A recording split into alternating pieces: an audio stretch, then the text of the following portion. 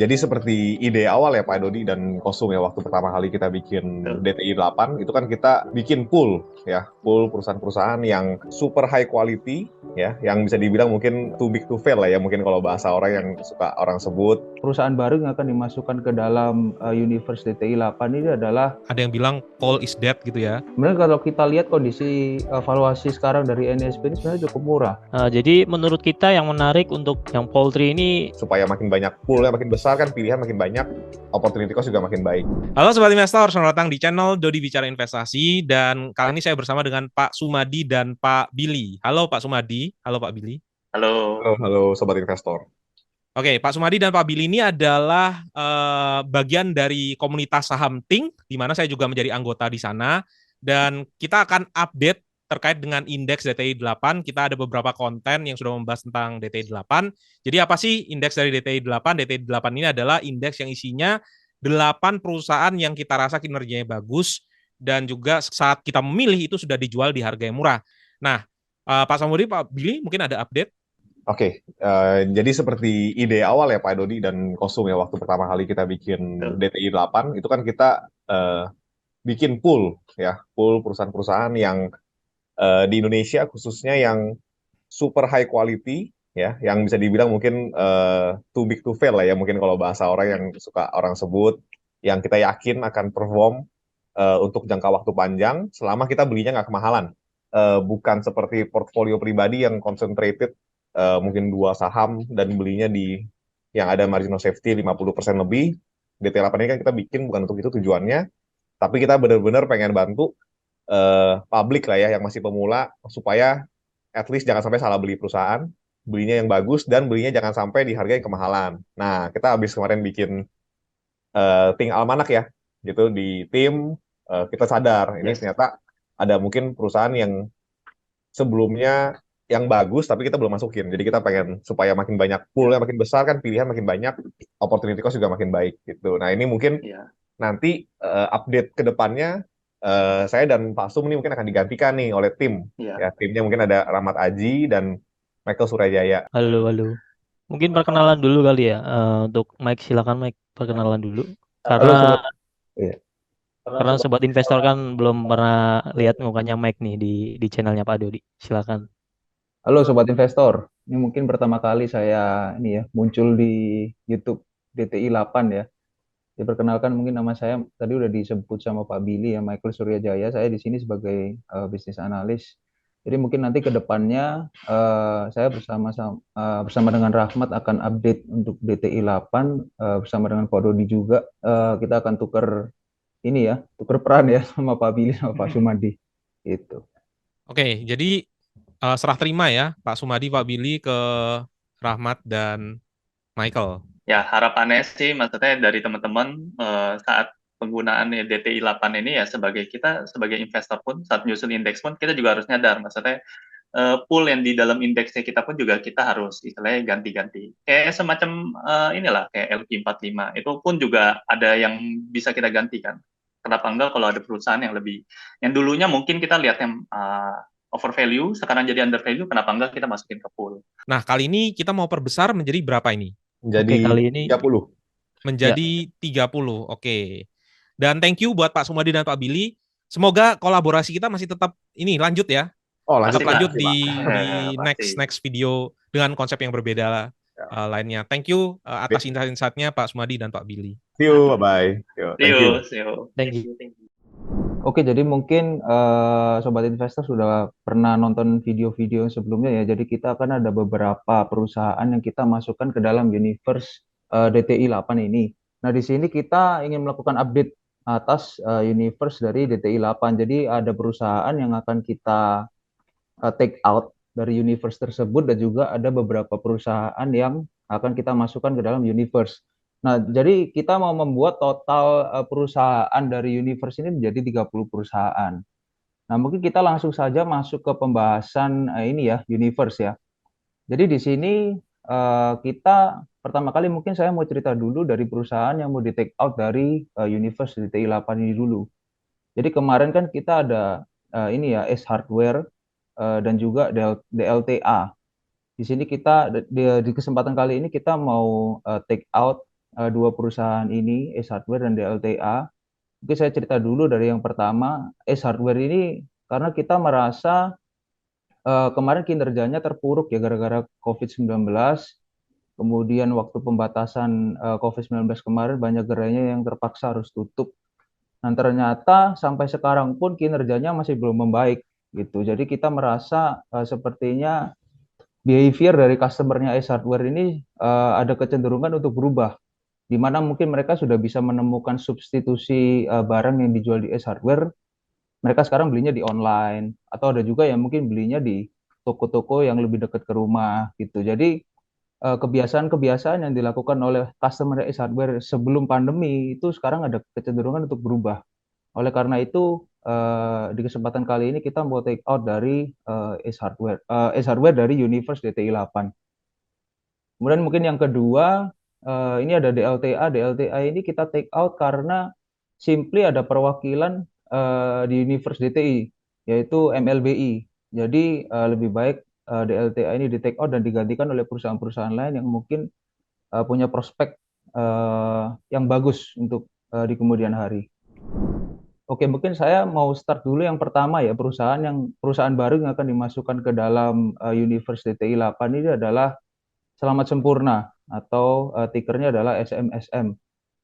Jadi mungkin saya mau cerita sedikit, Selamat Sempurna ini adalah perusahaan produsen ini ya, filter kendaraan bermotor, dan juga dia juga punya produk radiator dengan merek ADR. Nah, di sini kita bisa lihat kinerja dari Selamat Sempurna ini dalam beberapa tahun terakhir itu tumbuh secara signifikan. Meskipun di tengah pandemi pun kinerjanya juga cenderung masih baik dibandingkan dengan perusahaan-perusahaan yang lain. Nah, kalau kita lihat landscape dari posisi Selamat Sempurna di market yang market filter ya. Selamat Sempurna ini merupakan produsen filter terbesar mungkin ya di Indonesia. Jadi sebagian penjualan dari Selamat Sempurna itu dijual ke domestik dan juga dijual di pasar ekspor. Selamat Sempurna ini juga merupakan perusahaan yang menyuplai produk-produk filter untuk brand-brand original equipment gitu. Jadi kita di sini merasa bahwa Selamat Sempurna ini merupakan perusahaan yang sangat cocok untuk kita pantau. Mungkin suatu hari nanti ketika harganya cocok kita bisa mempertimbangkan untuk masuk ke portfolio dari DTI 8. Memang perusahaan ini sudah mampu terbukti secara historis bisa selalu bertumbuh ya, selalu bertumbuh. Tapi mungkin ada beberapa isu-isu yang suka juga ditanyakan pada saat public expose ya. Kalau seandainya kendaraan itu mungkin isunya apa ya, kendaraannya ganti ke electric vehicle, itu yang sering ditanyakan juga di public expose dan sebagainya. Nah, kira-kira gimana? Apakah SMSM sudah mulai diversifikasi produk atau dia ada plan tambahan? Karena kita juga tahu kalau investasi ke depan ini kan kita juga harus lihat prospek ke depannya. Mungkin saya jawab ya. Mungkin kalau dari segi isu kendaraan listrik memang kita sudah tahu ya. Pemerintah gencar sekali untuk berinvestasi dalam ekosistem kendaraan listrik. Tapi mungkin pertama yang ingin saya diskusikan, SMSM sudah melakukan diversifikasi, yaitu mereka memproduksi filter untuk udara. Jadi kalau misal kita lihat ke jalan-jalan ke pameran di mana Selamat Sempurna ini mungkin ikut sebagai eksibitor ya, mereka sudah mulai memamerkan banyak sekali produk-produk dari filter udara mereka. Kemudian poin yang kedua yang ingin saya sampaikan di sini adalah perubahan industri dari internal combustion engine ke electric vehicle itu saya rasa tidak akan secepat itu. Karena ketika kita flashback balik ke zaman dulu ya, ketika transportasi itu masih menggunakan mungkin hewan, kuda, beberapa pabrikan mobil mungkin udah memulai memperkenalkan mobil mereka juga. Akan tetapi tidak secepat itu behavior manusia ini berubah dari awalnya pakai kuda kemudian pakai internal combustion engine dengan berbagai macam alasan. Mungkin dulu ketersediaan spare part juga belum banyak, terus pom bensin juga belum banyak. Jadi mungkin zaman dulu transisinya pun butuh waktu. Dan saya rasa sama seperti sekarang. Posisi sekarang infrastruktur dari internal combustion engine ini sudah cukup firm ya, cukup firm, well established, di mana spare part juga udah tersedia, kemudian pom bensin juga ada di mana-mana. Nah, sedangkan untuk perubahan ke electric vehicle ini butuh waktu. Belum lagi bicara mengenai isu lingkungan. Ketika kendaraan listrik ini udah dipakai beberapa tahun, baterainya ini harus diapakan. Nah, itu masih belum terjawab dengan sempurna. Oleh karena itu, saya rasa potensi dari Selamat Sempurna ini masih cukup panjang, bisa meningkatkan kinerjanya di kemudian hari. Oke. Jadi terjawab ya pertanyaan-pertanyaan mungkin dari sobat investor yang menanyakan kaitannya dengan ini ya electric vehicle ke depannya akan digencar, apakah masih SMSM masih bisa beradaptasi? Jawabannya masih masih ada banyak waktunya ya. Bahkan mungkin kalau sempat ya, kita lihat juga kan di tahun lalu ada yang bilang coal is dead gitu ya.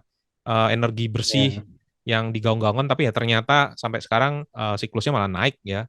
Harga-harga batu bara malah naik juga dan seterusnya. Nah, kita nyambung nih dari tadi perusahaan batu bara ya, Iya yang betul. yang tadinya coal is dead dan malah sekarang masih tetap dibutuhkan gitu. Nah, untuk perusahaan berikutnya yang kita akan masukkan ke Universe itu ada PTBA. Nah, kenapa Oke. kita masukin gitu ke PTBA? Kalau kita lihat ya, memang kalau PTBA ini perusahaan yang cukup sehat ya, zero leverage lah bisa dibilang. Karena untuk perusahaan komoditas, komoditas yang produknya itu komoditas harganya naik turun jika ada apa namanya, jika ketika siklus sedang buruk dan ada hutang maka akan kena gitu. Dan menurut saya kalau di PTBA ini aman. Kenapa? Karena PTBA zero leverage gitu. Nah, kemudian di sisi lain PTBA ini bisa dibilang low cost producer ya teman-teman. Kenapa gitu? Kalau kita lihat di tahun 2020 PTBA masih mencetak laba. Bisa dilihat ya untuk Newcastle sampai di 50 dolar per tonnya. Dan kalau kita lihat di 2020 PTBA masih dapat mencetak laba ya teman-teman. Jadi bisa dibilang PTBA ini eh, low cost producer dari di antara produsen-produsen batu bara yang lain. Nah, kemudian PTBA ini kan salah satu BUMN energi ya, yang istilahnya mereka ini dikasih mandat buat buat supply batu bara ke PLN. Jadi kalau dilihat ke depan, artinya untuk PTBA ini akan masih tetap di core bisnis, yaitu ya utamanya yaitu batu bara ya. Dan mungkin dari Mike ada Ya, mungkin saya tambahan mungkin menambahkan Mike. sedikit ya, kalau misal kita cerita tentang PTBA ya. Kita cerita dulu tentang coal, mungkin tadi sudah Pak Dodi juga sempat singgung bahwa harga coal ini mungkin dalam 2 tahun terakhir ini naik cukup banyak. Di sini kita harus lihat juga sebetulnya kebutuhan listrik dunia itu seperti apa. Seiring dengan bertambahnya jumlah manusia, seiring dengan bertambahnya juga meningkatnya kekayaan dari manusia tersebut, pasti penggunaan listrik ini akan semakin masif. Dan kita mesti lihat supply dari listrik dunia ini berasal dari mana. Oke, mungkin kita bisa bilang bahwa ada beberapa negara yang sudah menggunakan energi baru terbarukan. Tetapi kita juga harus tahu bahwa sustainability dari EBT tersebut mungkin tidak bisa disamakan dengan contohnya coal mungkin ya. Jadi kita juga harus perhatikan energy mix yang dipakai oleh negara-negara di dunia. Seperti kita lihat sekarang Eropa mungkin kemarin waktu mereka harus stop impor gas dari Rusia ya, mereka terpaksa harus menghidupkan kembali PLTU batubara mereka untuk mensupport kebutuhan listrik mereka. Nah, di sini kita lihat bahwa sebetulnya batu bara ini akan masih terus digunakan sampai beberapa tahun ke depan. Jadi tidak semudah itu untuk menggantikan batu bara ini sendiri. Kemudian kalau kita bicara mengenai PTBA ini kan mandatnya mereka memang disuruh fokus di ini ya, menjual batu bara. Di mana mungkin perusahaan-perusahaan batu bara swasta lainnya, mereka investasinya sudah mulai melebar nih. Ada yang bikin smelter, mungkin udah ada yang masuk tambang nikel dan lain sebagainya. Sedangkan PTBA ini mandatnya adalah di coal terus, sehingga porsi-porsi batu bara, porsi-porsi permintaan batu bara di kemudian hari ini yang akan ambil saya rasa PTBA, karena PTBA masih memiliki kemampuan untuk terus meningkatkan volume produksi. Jadi kita rasa PTBA ini meskipun perusahaan batu bara dan harganya naik dan turun, kita merasa cukup yakin bahwa PTBA ini akan terus mampu untuk meningkatkan kinerjanya di kemudian hari. Oke, saya juga mungkin nambahin sedikit ya. Kalau energi baru pun juga ada biaya yang mahal juga ya untuk bisa mengadaptasi. Tadi Michael juga sempat mention juga yang di kasusnya SMSM ya. Kalau mau beradaptasi pun nggak bisa langsung segera gitu ya untuk diterapkan. Saya lanjutkan sedikit. Tadi kita sudah bahas SMSM, kita sudah bahas PTBA. Ini ada satu perusahaan lagi yang kita masukkan dari sektor yang baru ya, yaitu sektor konstruksi. Di mana di sini kita masukkan bukan kontraktor BUMN, tapi kontraktor swasta.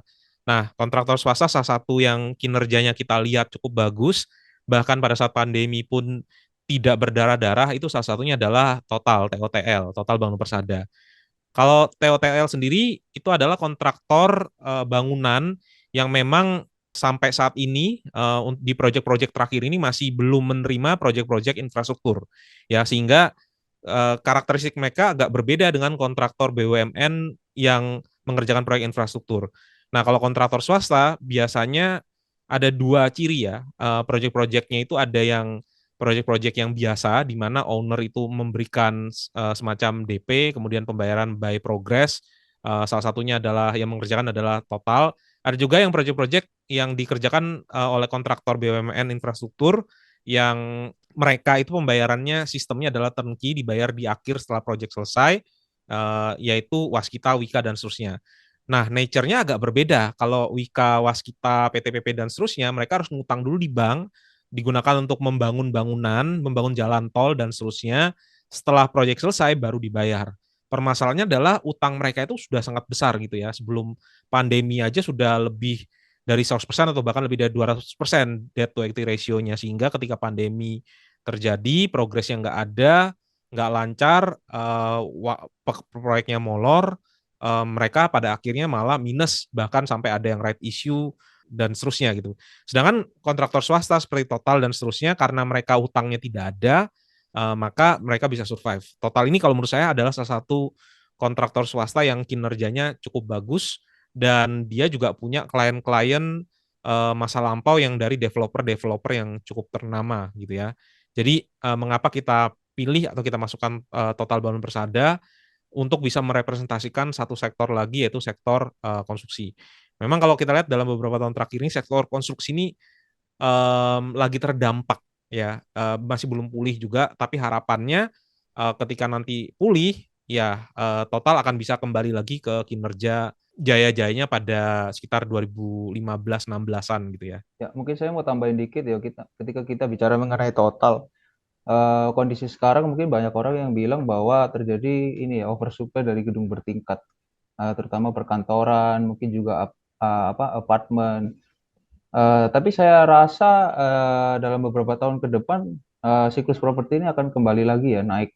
Apalagi kalau kita memperhatikan adanya potensial demand di ibu kota baru. Nah, ibu kota baru ini kan merupakan proyek yang sangat besar ya. Jadi saya rasa akan melibatkan banyak sekali perusahaan-perusahaan kontraktor, dan salah satunya mungkin Total bisa mendapat bagian. Nah, di sini mungkin kita cukup yakin dengan manajemen Total ketika mereka menerima proyek dari ibu kota baru ini, mereka bisa memilah-milah proyek mana yang kira-kira menguntungkan buat mereka gitu. Karena kita semua yakin di sini bahwa manajemen Total itu cukup prudent dalam memilih proyek mana yang diambil dan tidak diambil. Seperti itu sih. Dan sebenarnya kalau IKN tadi saya thank you Mike sudah di-mention IKN. Sebenarnya IKN itu meskipun Total tidak ambil dari pemerintah pun, setelah sudah jadi semua infrastrukturnya, nanti kan developer-developer yang punya lahan di sana, mereka akan bangun mall, akan bangun apartemen, pasti mereka kan bangun itu ya. Kontraktor swasta juga bisa berpartisipasi. Meskipun bisa jadi Total tadi mau milah-milah tadi ya, karena dia kan prudent ya. Sekali lagi ketika di public expose selalu yang diminta prudent si CEO-nya bilang gitu.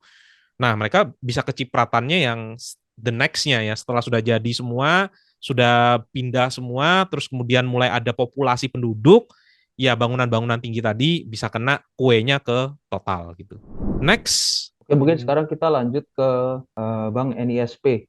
Mungkin NISP ini sudah juga sering dibahas ya oleh orang-orang bahwa ini merupakan salah satu bank yang besar juga di Indonesia. Sebenarnya kalau kita lihat kondisi valuasi sekarang dari NISP ini sebenarnya cukup murah. Dan kalau saya boleh ini ya komentar mengenai NISP, sebenarnya NISP ini merupakan bank yang cukup prudent juga dalam menyalurkan kredit. Karena ketika saya bicara dengan beberapa orang, memang orang yang mau apply kredit ke NISP ini tidak semudah itu. Jadi saya rasa quality dari manajemen NISP ini cukup oke. Dan kebetulan juga sekarang kondisinya ini lagi dijual dengan harga yang cukup murah gitu, dibandingkan dengan kinerja perusahaan. Oleh karena itu mungkin kita pertimbangkan untuk NISP ini bisa masuk ke dalam universe di DTI 8. Fun fact-nya sebenarnya waktu awal-awal dengan Pak Billy, Pak Sumadi, kita malah antara masukin CIMB Niaga atau NISP. Cuman waktu itu kita masukin yang CIMB dengan berbagai pertimbangan ya. Sekarang kita kembalikan lagi NISP-nya masuk ke list. Karena mungkin kita ini juga Pak Dodi ya, kita mau memperluas universe ya. Mungkin sebelumnya kan sekitar 20-an, kita sekarang buat jadi 30. Jadi kita rasa nggak ada salahnya untuk memasukkan NISP ke dalam universe. Dapat slot tambahan NISP. Untuk next, kita masukin industri dari poultry ya. Jadi menurut kita yang menarik untuk dimasukin ke universe untuk yang poultry ini untuk saat ini Java ya. Yang kemarin waktu itu kan ada Cepin dan kita masukin lagi Java karena harganya menarik nih teman-teman. Cuman menarik, cuman belum terlalu diskonnya belum terlalu banyak, jadi kita masukin ke pool dulu ya. Nah mungkin saya akan jelaskan sedikit mengenai Java ya. Kalau teman-teman tahu untuk Java ini kan perusahaan terbesar kedua ya di Indonesia untuk di bidang poultry. Nah, kalau teman-teman lihat untuk pemain besar dari industri poultry ini hanya dua, yaitu Cepin dan Java. Yang lainnya itu kecil-kecil banget gitu. Nah, kenapa bisa gitu? Karena untuk Cepin dan Java ini memiliki supply chain yang cukup lengkap ya dari hulu sampai hilir mereka punya semua. Dan untuk dari sisi scale pun mereka mencapai economic of scale yang pas gitu. Cuman untuk kinerja saat ini untuk Java berdasarkan laporan kemarin di 2022 itu margin Java itu tertekan ya teman-teman. Jadi tertekannya margin Java ini disebabkan oleh meningkatnya salah satu harga bahan baku dari pakan ternak Java yaitu soybean meal. Nah, untuk soybean meal ini untuk akhir-akhir ini harganya all time high ya. Jadi inilah yang menyebabkan untuk margin Java ini tergerus. Nah, cuman kadang-kadang kan pasar ketika wah kinerja perusahaan memburuk, terus pasar merespon dengan jelek. Jadi sebisa kemungkinan harganya akan turun gitu. Nah, kita malah mikir sebaliknya. Oke, kinerja memburuk nih. Kira-kira kenapa gitu kan? Nah, setelah kita lihat ternyata karena naiknya harga bahan baku yaitu soybean meal. Nah, tentu kalau kita udah tahu apa penyebabnya, maka kita harga soybean meal ini ke depan apakah akan menurun atau gimana gitu. Nanti kita bisa pantau lah menjadi key variable dari industri poultry ini. Kalau dibandingkan dengan yang pemain ketiga, yang Malindo. Ini fun fact ya Pak, untuk Java dan Main ini untuk saya bilang tadi economic of scale. Seperti apa sih economic of scale dari Java dan Cepin ini? Saya bilang untuk bahan baku utama dari pakan ternak ini kan ada jagung, soybean meal, dan bahan-bahan pendukung yang lainnya. Nah, di mana untuk soybean meal ini di Indonesia kan tidak ada. Nah, untuk perusahaan besar yang seperti Cepin dan Java ini bisa membeli bahan baku langsung dari luar negeri, Pak.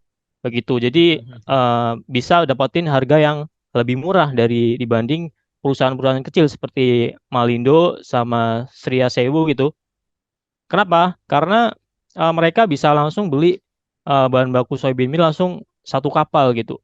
Sedangkan untuk Main dan Sipda itu membeli bahan baku soybean meal dari perusahaan trading di Indonesia. Seperti kalau teman-teman tahu ada FKS Multi Agro ya. Jadi mereka beli dari sana. Ya di sini kita kelihatan untuk dari bahan baku kita udah kalah untuk yang perusahaan-perusahaan kecil. Jadi bahan baku yang di-purchase untuk perusahaan-perusahaan kecil itu lebih mahal dibanding purchase dari perusahaan-perusahaan besar seperti Java dan Cepin gitu, Pak. Oke, ini kekuatan dari economic of scale ya. Nah, next. Oke, next mungkin kita akan bahas ini ya, Era Jaya. Mungkin ini Era Jaya adalah perusahaan yang sobat investor juga sudah sering dengar ya, di mana ini merupakan perusahaan distributor khususnya handphone ya yang terbesar di Indonesia. Jadi merek-merek terkenal seperti Apple, Samsung, Xiaomi itu semua Era Jaya ini merupakan perusahaan yang mendistribusikan brand-brand tersebut. Jadi mungkin pertimbangan kita untuk memasukkan Era Jaya ini adalah ketika kita bicara mengenai gadget ya atau handphone itu sebetulnya produk-produk ini tuh merupakan produk-produk yang recurring. Karena kalau kita lihat di sekitar kita, mungkin orang-orang beli HP tahun ini ya, mungkin ada juga yang tahun depan tuh udah ganti lagi upgrade yang paling baru. Kemudian ada yang mungkin paling lama 3-4 tahun udah beli lagi yang paling baru gitu. Jadi kita rasa potensi dari Era Jaya untuk kedepannya ini akan sangat bagus. Ditambah lagi apa namanya penggunaan teknologi oleh masyarakat di Indonesia ini sudah semakin marak ya. Baik bukan hanya masyarakat di kota, tetapi masyarakat di desa pun udah mulai banyak sekali yang menggunakan. Jadi mungkin dari sisi pembelajaran apa namanya sekolah pun sudah mulai kombinasi antara online dan offline, kemudian meeting-meeting kantor segala macamnya. Jadi pasti permintaan terkait dengan device apa handphone segala macamnya itu akan meningkat. Nah, di sini kita lihat bahwa Era memiliki posisi yang cukup baik sebagai perusahaan yang mendistribusikan device-device tersebut. Itu mungkin alasan dari kenapa kita memasukkan Era Jaya ke dalam universe. Mungkin dari sisi peta persaingan mungkin Era terbesar ya, Mike ya. Ya, mungkin kalau kita lihat ada beberapa pesaing baru ya, mungkin seperti Blibli. Mereka juga mendapatkan distributorship ya dari Apple. Kemudian ada juga Digimap. Tapi di sini kita lihat tetap bahwa Era Jaya ini merupakan yang terbesar. Jadi secara apa namanya economic of scale, Era ini juga merupakan perusahaan yang cukup prudent dan sangat kuat menurut kita. Mungkin ini mirip-mirip seperti ini ya, Metro Data dalam hal distribusi laptop. Cuman ini mungkin Era Jaya lebih fokus ke handphone dan device-device lainnya seperti tablet dan segala macamnya. Mungkin seperti itu. Jadi saya rasa kedepannya Era Jaya pasti bisa mengcapture semua market dan permintaan dari device-device yang dibutuhkan oleh masyarakat. Oke, ngomong-ngomong ini kan retail ya, bisa dibilang retail ya. Kira-kira kalau menurut kalian semua ada nggak potensi orang-orang setelah pandemi ini berubah perilaku? Kira-kira ada nggak? Kalau saya lihat sih kalau di Surabaya sih sudah mulai kembali ya ke pre-pandemi ya. Kalau menurut kalian gimana kira-kira? Kalau saya rasa perilaku mungkin dari sisi teknologi, dari sisi kehidupan sehari-hari mungkin pasti akan kembali ke sebelum pandemi, Pak Dodi. Cuman saya rasa dari kepemilikan gadget ini kan kadang-kadang agak candu ya. Iya. Bisa dibilang penggunaan sosial media, baik di YouTube, Instagram itu bisa jadi candu. Jadi sebelumnya orang yang sebelum pandemi belum pernah punya HP nih, tiba-tiba pas pandemi dipaksa punya HP. Jadi mereka lihatnya TikTok, Instagram, selain dipakai untuk kerja atau sekolah ya. Itu saya rasa justru behavior perubahannya ini malah menguntungkan si Era Jaya. Karena di kemudian hari orang-orang yang belum pernah pakai Android ataupun iPhone sebelumnya, sekarang mereka pakai. Dan saya yakin cycle pergantian device ini akan terus berulang dan akan semakin banyak menjangkau apa namanya orang-orang yang belum menggunakan. Karena saya yakin satu orang pakai di sekitarnya pasti pakai juga lama-kelamaan gitu. Cuman tinggal permasalahan budget aja. Tapi kalau kita lihat kan mungkin seperti Xiaomi, mereka range-nya udah cukup lebar ya dari yang mahal sampai murah ada semua. Gitu. Jadi kalau dari saya sih mungkin itu sih Pak Dodi. Perubahan behavior justru malah perubahannya ke arah positif gitu untuk pasar device. Nah, karena masih retail, kita next ke perusahaan retail lainnya. Perusahaan retail lainnya ini adalah MAPI, ya, Mitra Adi Perkasa. Nah, kalau MAPI sendiri, kalau saya pribadi salah satu yang suka dengan brand-brandnya dari MAPI ya. Kalau nggak salah, MAPI ini terbagi menjadi mungkin 3 segmen ya. Yang pertama ini ada dari retail, dari penjualan retailnya, kemudian ada department store, kemudian ada juga food and beverage. Kalau penjualan retail, kita bisa lihat ya, ada banyak brand-brand besar, ada brand-brand sepatu yang ternama, ada Adidas, ada juga dia juga punya Planet Sports, ada Converse juga, ada Skechers, dan seterusnya. Nah, kalau seandainya untuk yang department stores, ada Zara, Sogo, ya itu yang setidaknya yang cukup besar.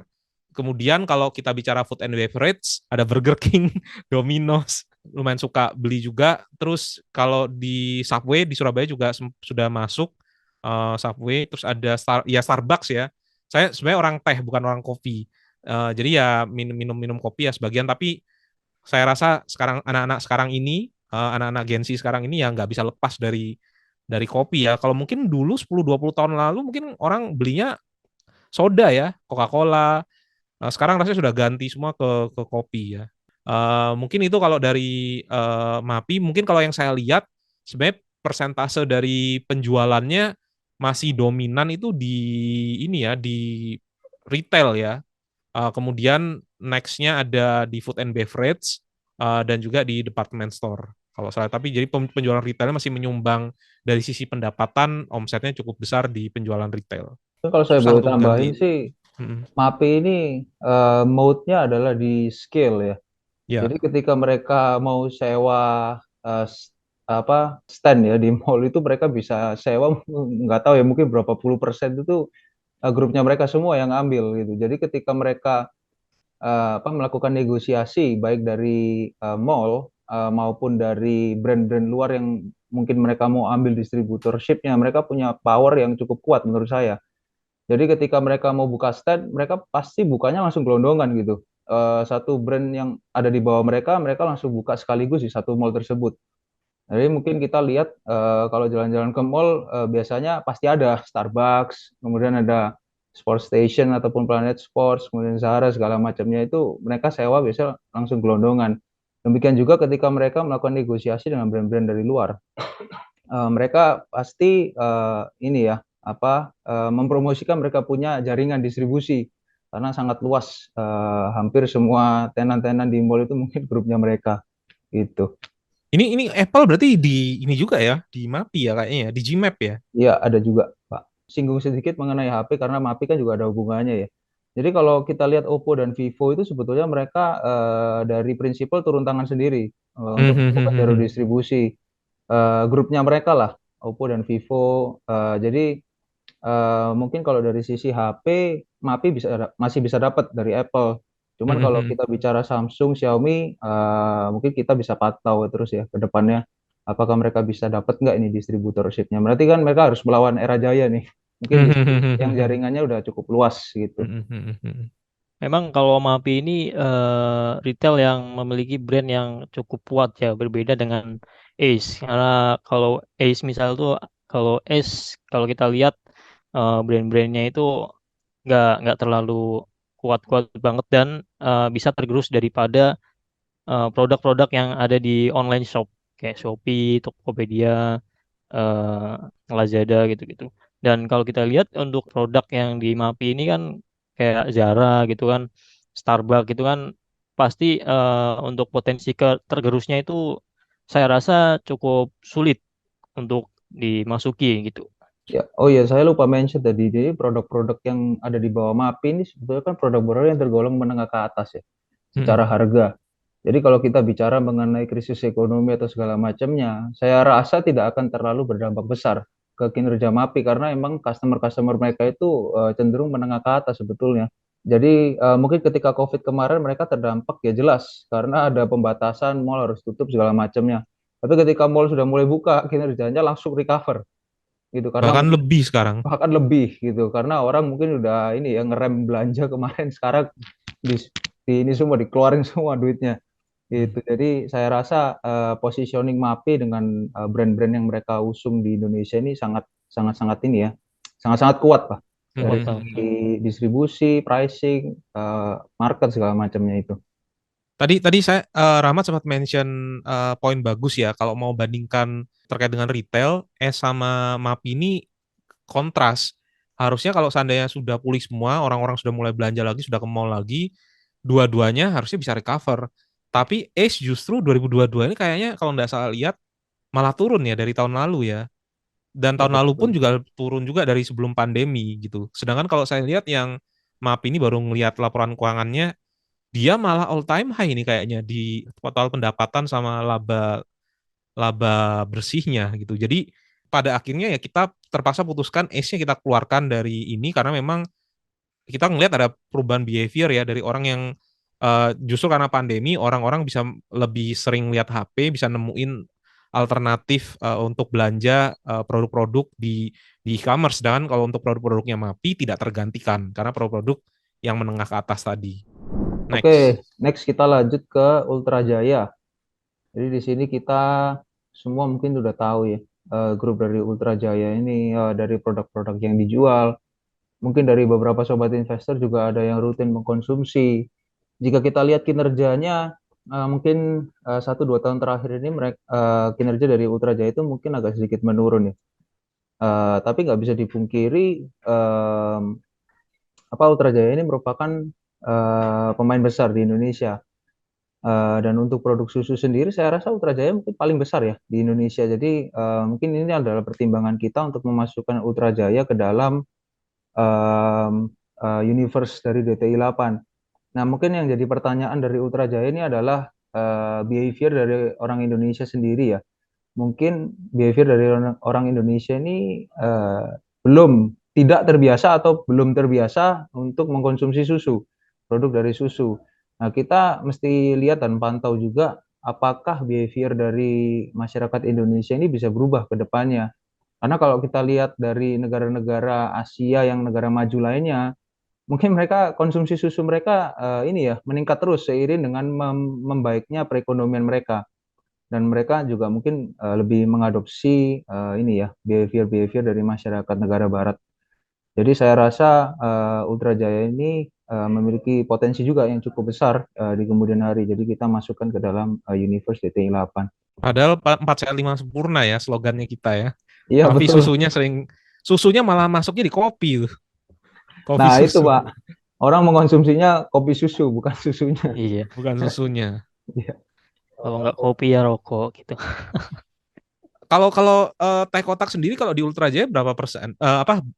Berapa ya kayaknya ya di kontribusinya ya? Mungkin kurang dari 50% kayaknya ya. Ya kayaknya sih nggak terlalu banyak. Nggak Saya lupa terlalu eksaknya banyak sih ya. Pak. Iya. Next, kalau nggak ada, kita ke yang terakhir yaitu MTDL atau Metro Data. Kalau Metro Data sendiri, setahu saya adalah perusahaan yang model bisnisnya adalah dia adalah distributor untuk merek-merek terkenal dari laptop. Ya, jadi pada saat pandemi justru kinerjanya malah semakin menguat karena orang-orang pada nyari pada nyari ini semua ya, laptop semua ya. Ini mungkin mirip juga dengan apa yang tadi Mike sudah sampaikan. Ketika terjadi pandemi ini, justru orang-orang semakin banyak terkoneksi dengan digital dan mau ndak mau harus pakai alat-alat yang terkait dengan digital juga. Kalau tadi Era Jaya mengcover di HP ataupun tablet gitu ya, kalau Metro Data ini mengcover di laptop. Nah, ada juga sebagian lini bisnis lainnya, dia juga punya solusi, ada beberapa solusi dan juga jasa-jasa lainnya. Cuman kalau saya lihat dari kontribusi yang paling besar memang di distribusi dari laptop. Itu pertanyaannya sama sih Pak sama Era Jaya. Apakah distributorship yang dipunyai Metro Data ini bisa berlangsung lama atau enggak? Atau apakah ada kompetitor lain yang bisa menyaingi Metro Data ini? Mungkin untuk sekarang jawabannya masih sama ya sama Era Jaya karena jaringan distribusi yang Metro Data punya ini udah cukup luas. Jadi di kemudian hari pun saya rasa kinerja dari Metro Data ini juga masih akan terus bagus gitu. Ditambah lagi mungkin kontribusi dari ini ya solution servicesnya dia itu lebih ke konsultan segala macamnya kali ya. Saya secara pribadi juga belum sepenuhnya memahami sebetulnya bisnis unit dari solution service mereka. Tapi kalau kita lihat dari tahun-tahun terakhir ini meningkat terus. Gitu. Jadi mungkin ya kombinasi dari distribusi laptop dan juga solution services ini bisa terus meningkat dari Metro Data itu sendiri. Kira-kira mungkin nggak prinsipalnya yang bikin jalur distribusi sendiri susah ya kayaknya ya? Sebetulnya Ngapain mungkin mereka repot-repot ya? Iya, sebetulnya segala sesuatu itu mungkin aja sih Pak Dodi. Bisa jadi juga mungkin prinsipal berubah ini ya, berubah kebijakan seperti Oppo dan Vivo yang turun langsung ke jalur distribusi. Cuman saya rasa distribusi itu different game. Juga kan Metrodata mungkin adalah perusahaan yang lebih memahami kondisi market dan behavior dari masyarakat Indonesia dibanding dengan prinsipal itu sendiri. Jadi dengan luasnya jaringan distribusi yang sudah dimiliki Metrodata, saya rasa ini merupakan win-win solution juga buat prinsipal untuk mereka terus bisa menjual produk mereka gitu di Indonesia. Jadi kemungkinan-kemungkinan itu dalam berbisnis bisa saja terjadi, cuman mungkin untuk sekarang itu lebih less likely ya untuk terjadi. Oke, jadi lengkap sudah ya Sobat Investor, ada 30 saham-saham yang masuk di DTI Universe yang saat ini. Nanti silakan Sobat Investor bisa lihat ya di layar nanti, ini adalah 30 saham yang ada di DTI Universe. Oke Sobat Investor, itu tadi update kita terkait dengan DTI Universe dari 22 menjadi 30. Dan untuk video selanjutnya kita akan bahas terkait dengan DTI 8. 8 saham yang kinerjanya bagus, yang harganya masih murah. Jadi jangan lupa tetap tonton terus perkembangan dari video ini. Bye.